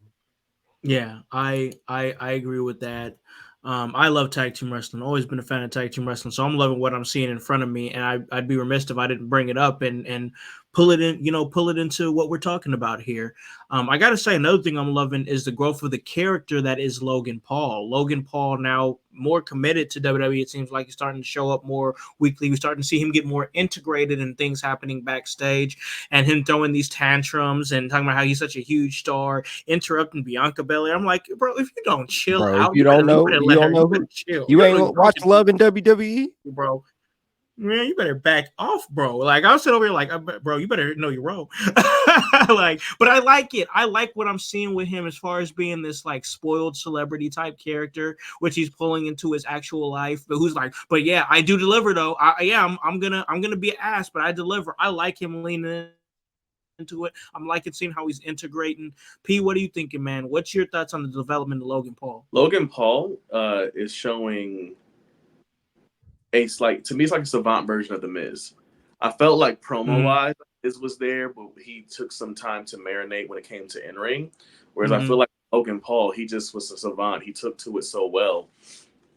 And it's literally like I'm watching an athletic Miz. I think he is transitioning into a great. I think we're only seeing more of him because it is Mania season. I don't think if it was Mania season, we'd be seeing him as much as we are. And I would honestly say, don't get used to it. Yeah. Like, don't get used to seeing him weekly. If anything, monthly maybe. Like, maybe you get him one SmackDown and then you'll get him the pay-per-view or bi-monthly or whatever. But I do believe he's dropping the title at Mania. There's been speculation or rumors that he'll drop it to LA Knight or someone along those lines. Yeah. So, looking like KO. I mean, you would think KO, but at the same time, though, I think right now going into Mania, because we are getting these uncertainties, I think we're also getting some like resets, fresh starts, and first chances. And LA Knight held a single championship in neither of his WWE careers. I'm talking about both his first run and now. And then we keep talking about Gunther and Jay. I think we're getting Gunther and Jay at Mania. Now, could be wrong. We could be getting Gunther and Jay at Chamber and Braun and Gunther at Mania. That'd be fire. That'd be fire right there. I would like think that. That's all dependent on where Braun signs. But I think you're definitely hitting on something. You just said it, man. I just want to bring up. You just talking about. I like the fact that there's these like contract disputes. Like, where's people going to sign? This is what we see in sports. People lobbying to get people on your team. Now we're seeing this in wrestling. Like, where's Braun Breaker? He had a great showing in the Royal Rumble. Oh, he just won the Dusty Cup with Baron Corbin. His stock is at an all-time high. Where is this hot free agent going to sign? That's good shit. That gets people talking. I love it. I'm gonna hurt some people's feelings though, and disagree with my future best friend P. I don't think LA Knight is going after that US title. I think he's lost some of his luster as far as being title contender or holder at the moment.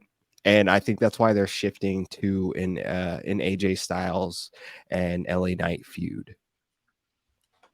I have seen that. I have kind of noticed that they are kind of shifted because they have been telling that story where there was AJ Styles who attacked him, for I guess at that time, no reason. I mean, I can't remember why. I mean, it's lost in translation, but he did attack him. They've had this ongoing story where it could be AJ Styles versus, that'd be good actually. AJ Styles versus LA Knight. That'd be cool. But then what do you do with Gunther? Do you just go ahead and pull the trigger on Gunther and Breaker? It's more so looking like it's going to be Gunther and Jay, right? Like that they're going to build up to that. They're probably going to elongate this past Elimination Chamber. But I don't like I had low-key been speculating that I really thought that Big E was on his way back. And now like I'm like kind of more so speculating on that because we saw him at the presser, even though he was in a commentator role. Yeah. Anytime we get Big E on TV, I feel like, oh, okay, it's just one step to the next to when we get him back. Yeah. So with Gunther, he's in this weird spot because he's feuding with the New Day. He's also you have Jay's interaction, which you can tie Jay into the New Day with that.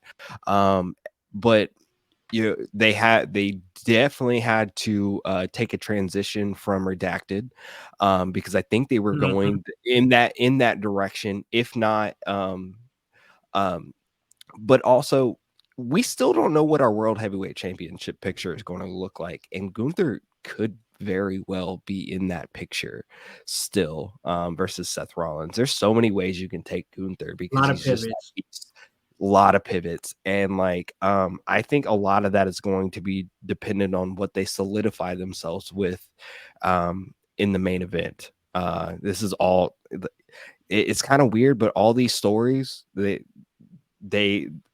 they only work if what the Bloodline and Cody is doing is solidified and nailed, right? Yeah. Man, I got to tell you, bro, I'm going to have to be on radio silence the day of Elimination Chamber, because Elimination Chamber is not only a highly anticipated show that's going to dry the cement on this year's WrestleMania. It's happening at 5:00 in the morning our time on a Saturday. I'm not saying that I won't be up, because I will be up. I'll be at the shoot job because I work that early. I'll be up, but I can't scroll on my phone. I can't open up Facebook. I can't open up X. I can't open up anything, and that's like that helps me get through the day. It's like when I'm at my job, it's like, oh, a little look at the outside world from between these walls, But now I got to be like, nope, can't look at nothing, because as soon as I open up, it's gonna refresh and it's gonna be there, and I'm like, can't look at it. What you saying, P? I was saying that's gonna be me for night 2 of Mania. I'm gonna be in Disney night 2 of Mania. Oh, are you? Yeah, so with me being in Disney night 2 of Mania, Yeah. either it's going to be, hey, I'm going to put these headphones in while we walk around the park, or it's going to be, hey, my phone is on Do Not Disturb. I'm doing media. Do not call me. Do not contact me. If you spoil anything, I'm breaking foots off in you. Dang. Man, you're going to have to fight, bro. There's so many implications. Y'all messing up the group chat right now.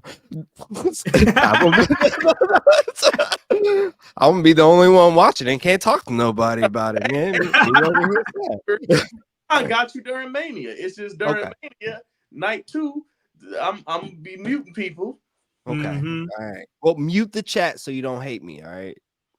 It's gonna be. This is what we're talking about, y'all. You guys out there in the household, this is what we're talking about. A lot of exciting things happening in wrestling, like for all fans and everybody, everything that's going on. I'm enjoying it. I'm loving it. I'm glad I get to talk to y'all out there, my co-hosts here, my great co-hosts, my guys, my brothers, you guys out there in the household. A lot of exciting things to talk about, and it's been an exciting episode. But before we fly out of here, there's one more thing that I do want to talk about, because it's been a great episode. I hope you guys have enjoyed it. We've enjoyed giving it to y'all.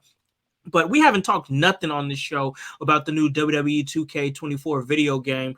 And there's mounting excitement from not just the people that I talk to, as far as wrestling community. The gaming community seems to be pretty excited about this game.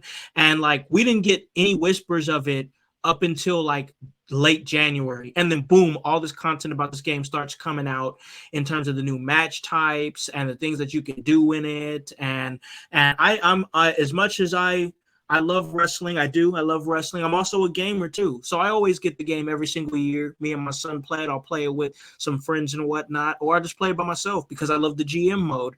Hype, you're a fellow gamer, man. You're seeing some of these trailer videos. What's going on? We got a casket match coming back. That's going to be cool. Ambulance match. I can't even remember the last time they've ever done an ambulance match. We're getting the return of the special guest referee match. We're getting actual referees that are in real life on the game, like referee Asia Smith is in there. That's cool. That's dope. And we're getting 40 years of WrestleMania mode. That's going to be great. I'm just kind of prattling off what we got going on here so you can kind of feel that vibe. The big roster. For some reason, Muhammad Ali. What are you thinking about WWE 2K24, man? Yo, the WWE 2K24 is looking like crazy. But the biggest thing that I'm looking for, and don't get me wrong, I'm so excited about those other things, is that but I'm looking for if we can crossplay. If there's cross playability, if we can play with our friends, sort of thing, because man, I'm really trying to build up a household gaming. You know, there is household gaming, but I want us to be able to get more involved. Community, yeah. I would like to. I wish I want that to be a possibility. I'm really hoping that comes out. So that's the biggest thing that I'm waiting for and waiting to waiting to find out if it's going to be available for 2K24. But man, it looks great. It looks absolutely great. And peace to they did a great job with the ads and the use of AI. That was crazy. Yeah, I did like some of those ads. I thought it was cool. I for me, it's always about the gameplay. How good is the gameplay going to be? P, what are your thoughts on the game? Everything that you've got a chance to see as far as the new WWE game is coming out in March. So one of the things I've been hearing a lot is people saying how they wanted to fix the little things to make gameplay more fun, make it easier, make it more player friendly. So that's nice, because too many times I feel like any type of game either does nothing or they want to do an overhaul, and sometimes an overhaul is like not the move. I agree. This is probably the first wrestling game that's made me want to play since 2K17.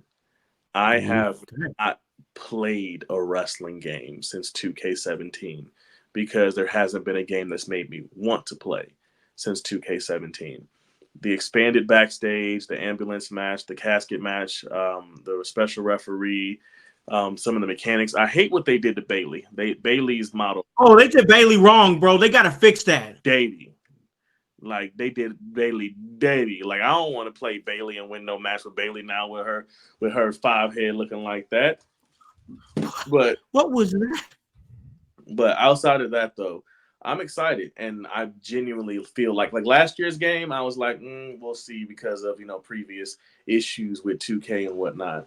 This is the first time in a long time my mouth literally said, "Oh, I want that." So I love it, man. And me and my son, we played 2K23 and we still play it. Like, we played it a little bit less because now we know that, you know how it is when you know the new year's coming out, you start playing I do the same thing with NBA. I'm like, man, it's like 2 weeks to 2K24. I kind of don't want to play 2K23 no more. So you start to kind of play it less and less. Like, sometimes with me, I still play it up until, because I might have a franchise mode going or something like that. But mostly you kind of slow down on it. So we've slowed down on it, but we are excited for the new game and everything that's going to come out of it, and just that energy that could come from the current state of wrestling right now, and how that makes you want to play a video game a little bit more. I know I like playing with the Pacers a lot more on NBA 2K when they're winning. So when everything is looking beautiful and everything is looking great, that kind of makes you want to play that simulation a little bit more. But I will ask this, and then we'll get out of here. Call it a great episode. No, don't do that. Don't do that to Bailey. Oh man, Bailey, don't do that to Bailey. I love Bailey, but I will ask this. So as far as that gaming goes here, you got the wood.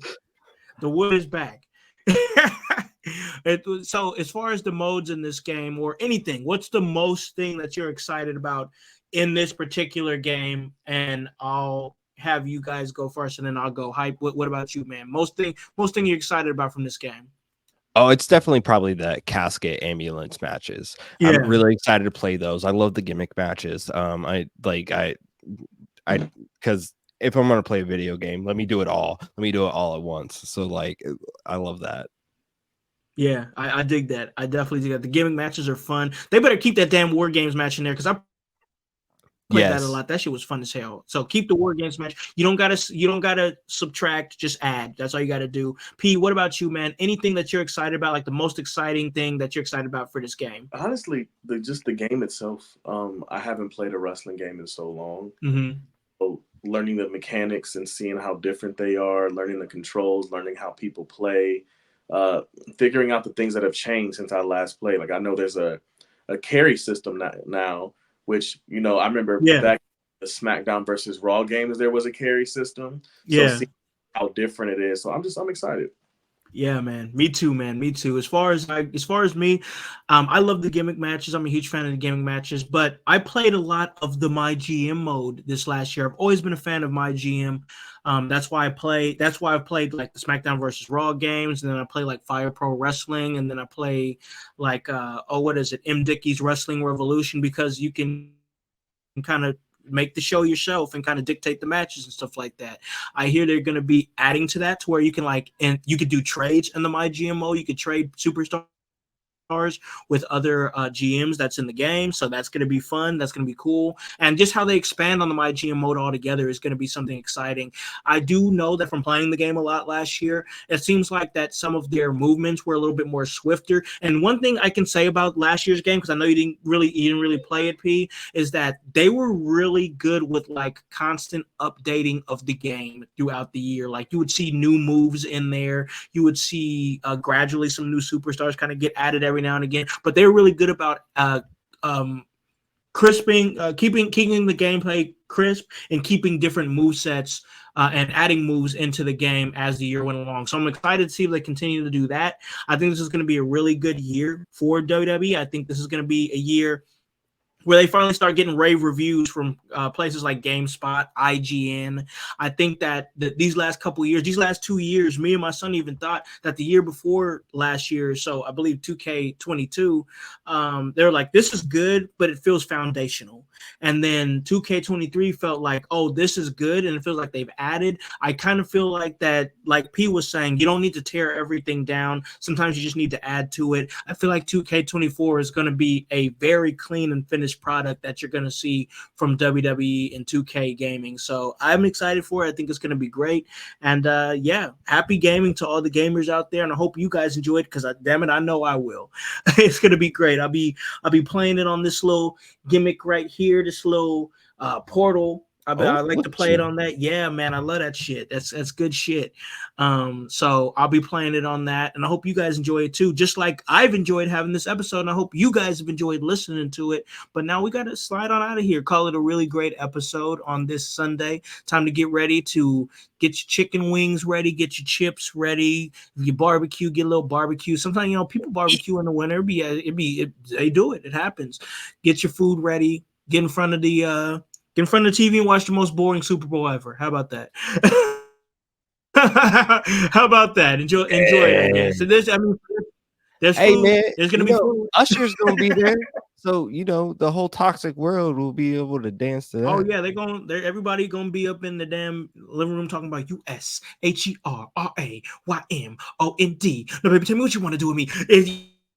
You already know it's gonna happen. I mean, it's gonna happen. Just like when Snoop was doing this thing back in the day, you had all these crazy white folks talking about ain't nothing but a gay, talk about gangster parties and shit like that. That's Pac, but you get what I'm saying. I just can't wait for every other song to be I'm in love with you, but I want your friend, or you should leave your man for me. But you remind me of a girl I used to smash. Why don't you want to smash me? Because I'm telling you this. Yeah. Yes. He likes it my way. It's gonna listen. It's everybody's gonna be talking about it tomorrow around the the water hole, whatever they call it, the punch bowl, whatever, blah blah blah. blah. I don't know.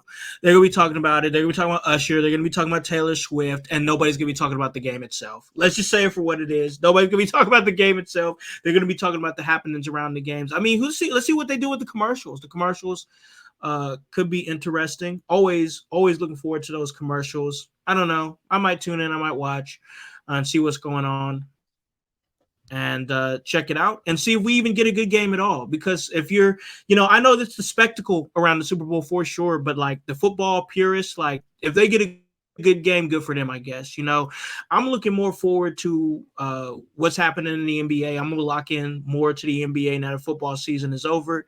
You got the Cavs, my guy over here, Cleveland representation. Cavs are red hot, 9-game win streak going on right now for the Cavaliers, number 2 in the East. My Pacers just beat the Knicks last night. We got All-Star weekend, making moves. All-Star weekend coming to Indianapolis. I wish I could go to that. I wish I could go to that, but adult responsibilities, things going on. As I said, me and my family are looking to make the transition and make a big life change. We're excited about it. And I'm excited to share that with you guys and everything that we got going on here in your house. Guys, this was a great episode. Great to come on here and, of course, talk with my people and have a big episode. But we got to slide out of here. Hype, let them know what you got going on, where they can find you, anything that you got moving, bro, because I know you stay with motion. Yo, what up? Yo, what up? You already know my name is Hypocrisy Jones. You can literally find me anywhere you can spell that. So if as long as you can do that, just do that, man. I'm out here making moves because, man, I'm out here trying to plan a wedding. I got In Your House right here. You can always catch me here. You can catch me on the Kokomo Press podcast. And make sure if you're in the Kokomo, Indiana, Midwest area, come out and check us out. We have open mic nights every Thursdays at Cooper's Pub in Kokomo, Indiana, and man, it's gonna be huge.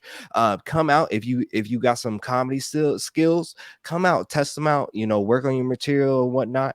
Off of these open mics, we're also going to be doing showcase shows quarterly. So maybe you can get put on a showcase show, make a couple extra dollars just for telling some jokes, man. You never know, man. But you can find me literally everywhere. But now I'm going to kick it to my future best friend because it's your bestie. Hypocrisy. I love you. I love you, P. PP, you already know, bro. You ain't going to ever get him off your back about like that. Talk to my man. I like it when you like it. I was like, what you like it, bro?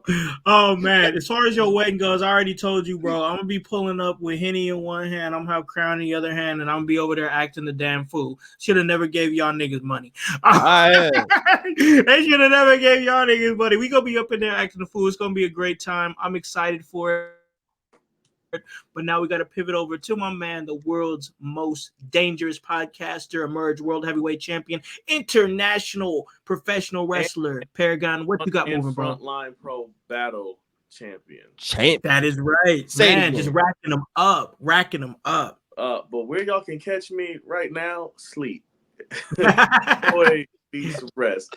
But if everything my doctors say these next couple of weeks goes well, you can catch me at Emerge. You can catch me at Frontline Pro. You can catch me at City Championship Wrestling in Michigan. I'm going to be traveling. I'm going to be out there. I'm going to be doing stuff. Inshallah, as long as my stuff going on goes the way I need it to go. But follow me on TikTok. Follow me on Facebook. Follow me on Instagram. Follow me on Twitter. Follow me on Twitter. Please follow me on Twitter because apparently that's the only way you can do crap nowadays is because everybody's on X. So be on Twitter. I didn't tell y'all what the socials are, but y'all can figure them out. I'm not telling you again because brother man gonna go sleep. But what you need to also do is you need to get to this podcast, give us 5 stars, give us 5 more stars, make a comment, show some love, go home, wash your ass, leave the house, get some bitches, get some stank on your hang down, grow the fuck up, be better instead of being bitter, and then come back and listen to the podcast again. Exactly. That's my man, the world's most dangerous podcaster, giving y'all that work, keeping it real with you. and of course working himself. You guys already know where he's at and where he's moving. Follow him for all that energy that you're gonna get from my man. Of course, me, you already know Hollywood gonna be here doing this podcast as I do. I will say this: we'll be a little bit slower in March because of the move that I'm gonna be making. So I just want to get ahead of that and let you guys know that motion will be a little bit slower there. I'll probably be handing some of the reins off pretty heavily to my man Hype here, at least for those few weeks while we're doing that transition. And then it's gonna be a movie after that, y'all. We're looking to also add a spot where I will have a studio. So I will have my own studio, and that's gonna be great. And it's the studio will expand, and it's gonna create for more opportunities for us to do more things. I'm really excited, guys. Like more like the possibility of having more in-house guests to actually come through the household and actually sit down and have these interviews. That's on the table now. So that's there. It's a lot of things moving and shaking. I'm really excited, y'all, for what's happening. This is a big year, big exciting year for everything happening with myself and my man getting married, my other man over here getting married. It's movement, it's forward movement, it's beautiful. This is life, this is what we do. That's why So we ain't crying about you already stories. know. Exactly. That's why because we living, man. We doing our own stories. We living our own stories, man. So hey, getting it and getting booty. I already know because I love it. I love it. I'm just keeping real with you, Hollywood. Love it. But guys, you already know. You can catch me over at Emerge. I'm gonna still be there. I'm on the table with some great commentators. I showed a little love to John Gates out there. Man, just really good. He don't get the credit he deserves. Lurch out there being Lurch, gotta love it, man. He's doing his thing, but Emerge is really putting out some great content with a great champion on top of that as well. And yeah, I'm just enjoying being a part of it. Destination 6 also coming up, and also I'm looking to pop up in some new places. I'll be going to New Era Wrestling in Shelbyville, and that's going down. I'm gonna be pulling up there, and who knows what I'll be doing. Nobody knows. That's what I like about what I do. Nobody knows what I'm gonna pull up and do. I could be managing somebody. I could be backstage pulling some strings, talking to some people, making some plays. You never know, but I will be in the building. It's going to be great. Come check that out this Saturday, and that's New Era Wrestling. It's going to be great. So I'll be there, kind of mingling around and whatnot. But mainly it's going to be a lot of motion as far as getting my home life into a better situation. Not saying that things are bad, but you never want to stay in one spot too long. You want to try to evolve. You want to try to elevate, and that's what I'm trying to do with me and my family is elevate. Because the better that I am at home, the better my foundation is, the better I can be for you guys, the household, and you guys out there that follow Hollywood and everything that I do. So I do appreciate that. You guys already know the socials, man. That is at the Hollywood House on IG. That's at Hollywood House on Facebook and on Twitter. And of course, this great podcast in your house on all those social media platforms. And of course, that's HOWSC, and the W stands for work. So guys, really appreciate y'all sliding through, coming and having a great Super Bowl discussion with us as far as professional wrestling goes. But now that it's time to chill out, make sure that before the game starts and you get down, you eat your chips, you eat your chicken wings, make sure that you tell a friend to hop on this bandwagon. Get on or get gone. Because the household, we still going mighty strong. You guys have a great day and a great rest of your week. Peace. Smoke them if you got them, and if you ain't got them, I don't know.